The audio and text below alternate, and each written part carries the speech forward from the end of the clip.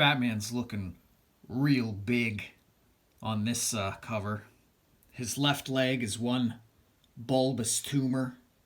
His right arm is rippling and pulsing with muscles. This is Batman Elseworlds Volume 2, aka Batman Becomes a Vampire. I picked this up after watching The Batman, the film The Batman, because there was moods and vibes in that film that reminded me of the Kelly Jones Batman. Not that it looked like it specifically, just gave me these kind of vibes at times. The film did, and I had never actually read this vampire Batman thing, and so I said, hey, why not give it a shot? This is a book of highs and lows, I would say. I would say this is an inconsistent book, both in the art and in the writing. Part 2, especially. I think it goes, part 1's Red Rain, part 2 I think is called Bloodstorm, and part 3 is called Crimson Mist. They're all of a theme there, but part 2 I thought was especially kind of uneven and kind of janky in places. This is the story of Batman in part 1. Look at that. That's great. This is what I mean. Just dark, brooding. I wish they would lean into this a bit more. You know, lean into Batman as a actually creepy, horror-esque figure. Fun stuff. But so in part 1, Batman fights Dracula. And the whole Dracula thing is all very perfunctory. Like, Dracula is never really established as a character. I don't know if they just expect you to just, like, the whatever has been established previously, like the book or the Bela Lugosi films, like, you're just supposed to pick it up and be like, oh yeah, I know what Dracula is. But I don't know, I think they should have made the effort to, they don't even really establish him as any sort of visual presence, which, you know, is pretty essential in a visual medium, but they make no attempts to distinguish him from any other depiction or to look at him. They have him just like he is shown from behind. There's Dracula from behind, and like 1/4 of his face. I maybe that was intentional. But if it was, I don't know why they would have done it that way. Very 90s. This is a very 90s romp. Part 1 especially. You got sexy babe in a skin tight leotard. That's probably not very practical. Not that practicality is anything you should strive for in superhero fiction, but it's just very 90s, very extreme. The writing, comic books seem to have this common trait, I think, where they can be plotted just fine. Like there's nothing like terribly wrong with the plot, especially as far as, like, you know, superhero action adventure goes. But on like a more like minute basis, like prosaic. There's a lot of just the cracks start to show. You know, who knows how young these people were when this book was written, but also fucking the 90s was also very lots of cursive writing, lots of cursive thought, and I don't know what you call it, dramatic bubbles, but that shit is hard to read. Like, no cursive. Let's not do the cursive. It's a real chore to read, especially when the writing. So like the awkward, hard to read cursive writing combined with clunky writing by the writer. It does not combine into an easy to read, easy to understand mix. So like this line and this, I bookmarked this line.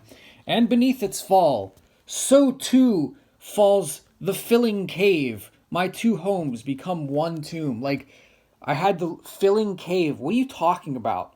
So too falls the filling cave. What are you talking about? Like, I guess it means that the cave is filling with rubble. Like, that is clunky as all get out. Fuck off with that. And there's some other stuff in there. So like, while the plot is like just fine, like if you get a book to read Vampire Batman, like the plot is as good as you could expect, but the writing is kind of clunky at times. So okay, the art, which is like kind of why I signed up for it. This is kind of what like got me to pick up the book. Is the art, is the evocative Kelly Jones Batman, and so the art succeeds in that most comics don't succeed in creating ever like they don't succeed in creating even like one or two dynamic or exciting images, anything that establishes a mood or a tone or a personality. Most artists, especially nowadays, don't succeed in creating anything like that at all. So if you can, this succeeds in that it manages it 50% of the time. I'll just go an even 50%. But for every so sometimes, as cool. Let's find a good shot of the typical Kelly Jones Batman with the droopy cape and the I can't find a good shot. I should have bookmarked a good picture of the droopy cape. Anyway, I'll just describe it with my words. Okay, so like here's a really great example. So, okay. As cool as this looks most of the time, there are times where I suspect that it is a shortcut maybe at times, where as cool it has two functions, but sometimes maybe it fails at the one function. Like it kind of it looks cool, but then sometimes I think it's maybe drawn that way to hide maybe a faulty anatomy, or to not put any sort of as much effort into the anatomy, or to, I don't know, it looks like it's easier to draw, which is fine. But you get shots like this where on the one hand, it's fine, it's cool, it's exaggerated anatomy. On the other hand, if you think about it or look at it too hard, where is this man's arm? His arm is at a bizarre angle. There's a few things like that where like, I don't know, like I can't tell. There's no cohesive style. Sometimes it feels like, especially part two, like the style is all over the place.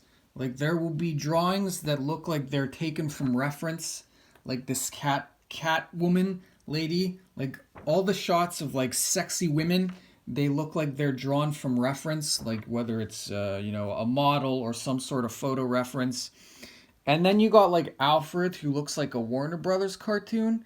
He looks like a goofy ass Warner Brothers cartoon. And so you got these like two clashing styles.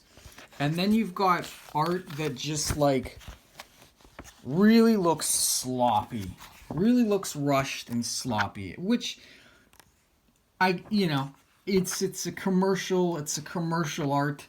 They are on very strict deadlines, but there's still just, it kind of sticks in your craw a bit, I guess, when some of the art is like so cool and so iconic and really distinguishes itself, and then you got just like goofy shit like that you're just kind of like, yeah, that's fine. You just weren't feeling it. The artist just wasn't feeling it that day. That's fine. I think I liked part three. Part three is like definitely irons out some of the kinks, I would say. There's a lot here that like makes me think that both the writer and the artist were able to grow and get better and get more consistent. Like the art here is definitely more consistent. There's a more cohesive style going on. The sort of cartoonish cartoonishness melds better with the more I don't know, the more detailed, the more. See, he's I feel like he's got a footing now. He's defined like what he wants to do. He's going a little bit Looney Tunes, but in a way that's still kind of gruesome and sick. And so in this one, Batman goes and he's like he fucking kills all the villains. He cuts the Scarecrow's head off. Look at that. That's scary. He just goes on a maniac rampage, and that's kind of what it's kind of I think what you want to see if you're selling a book on the premise of Batman as a bloodthirsty vampire. I think this is where it like sort of fulfills that whole promise. See, you got a real stylized penguin there, a real stylized penguin, but it still manages to kind of, I think it blends a little bit better. Gosh, damn, look at that penguin. That's barely, I don't even know. What else? Is there anything else worth talking about Batman? Did it gel with what I would... So, what am I trying to say? Did it live up to the promise? This being the first time that I read the book, did it live up to the promise of those initial, like, cool-looking Kelly Jones vampire Dracula? Look at that. That's sick. That's awesome. It's nice, I don't know. It's just got a vibe. Does the book entirely live up to those single images? Not really. Not consistently, at least. And I guess that's a bit. This shit is unacceptable. This wolf transformation thing, that is an unacceptable werewolf. Even some sort of fantastical supernatural werewolf, that is unacceptable. Come on. So anyway, it's fine. It's it's Batman as a vampire. It again, it sort of satisfies that basic conceit. If that's what you signed up for, you won't be really let down on that end. But is it something that distinguishes itself as I don't know, something more than your typical superhero comic book? Not really. That's fine, I guess. See, where's the line? Where's the line between like abstraction and a stylistic choice and just bad anatomy? Like that hand is just not where a hand should be. It looks cool, I guess. Like I don't know. I don't know. I like the Joker, how he looks like Lon Chaney in London After Midnight. Okay. Great stuff. Fun stuff. Batman is a vampire. Goodbye.